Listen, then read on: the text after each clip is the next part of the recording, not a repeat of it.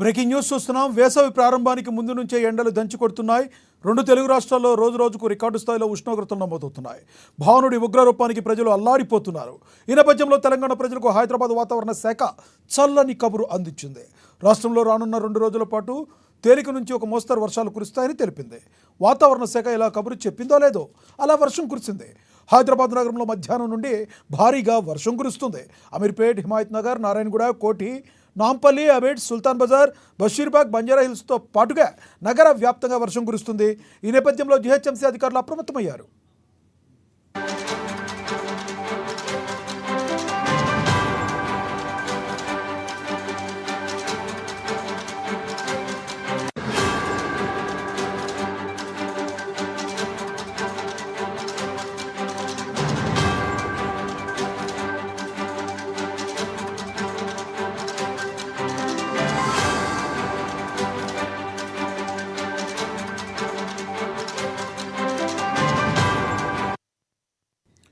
ఇక రాష్ట్రంలోని ఆయా జిల్లాల్లో వడగండ్ల వర్షం కురిసే అవకాశం ఉందని, ప్రజలు జాగ్రత్తగా ఉండాలని వాతావరణ శాఖ సూచించింది.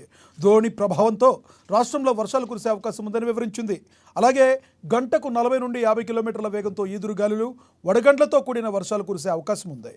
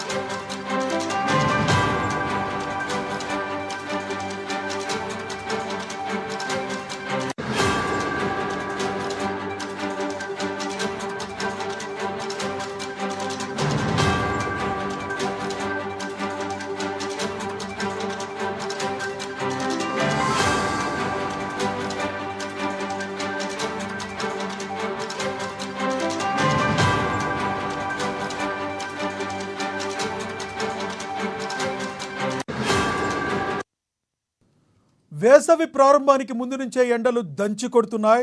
2 తెలుగు రాష్ట్రాల్లో రోజు రోజుకు రికార్డు స్థాయిలో ఉష్ణోగ్రతలు నమోదవుతున్నాయి. భానుడి ఉగ్రరూపానికి ప్రజలు అల్లాడిపోతున్నారు. ఈ నేపథ్యంలో తెలంగాణ ప్రజలకు హైదరాబాద్ వాతావరణ శాఖ చల్లని కబురు అందించింది. రాష్ట్రంలో రానున్న 2 రోజుల పాటు తేలిక నుంచి ఒక మోస్తరు వర్షాలు కురుస్తాయని తెలిపింది. వాతావరణ శాఖ ఇలా కబురు చెప్పిందో లేదో అలా వర్షం కురిసింది.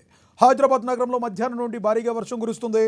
అమీర్పేట్, హిమాయత్ నగర్, నారాయణగూడ, కోఠి, నాంపల్లి, అబిడ్, సుల్తాన్ బజార్, బషీర్బాగ్, బంజారా హిల్స్తో పాటుగా నగర వ్యాప్తంగా వర్షం కురుస్తుంది. ఈ నేపథ్యంలో జీహెచ్ఎంసీ అధికారులు అప్రమత్తమయ్యారు. ఇక రాష్ట్రంలోని ఆయా జిల్లాల్లో వడగండ్ల వర్షం కురిసే అవకాశం ఉందని, ప్రజలు జాగ్రత్తగా ఉండాలని వాతావరణ శాఖ సూచించింది. ద్రోణి ప్రభావంతో రాష్ట్రంలో వర్షాలు కురిసే అవకాశం ఉందని వివరించింది. అలాగే గంటకు 40 నుండి 50 కిలోమీటర్ల వేగంతో ఈదురుగాలులు, వడగండ్లతో కూడిన వర్షాలు కురిసే అవకాశం ఉంది.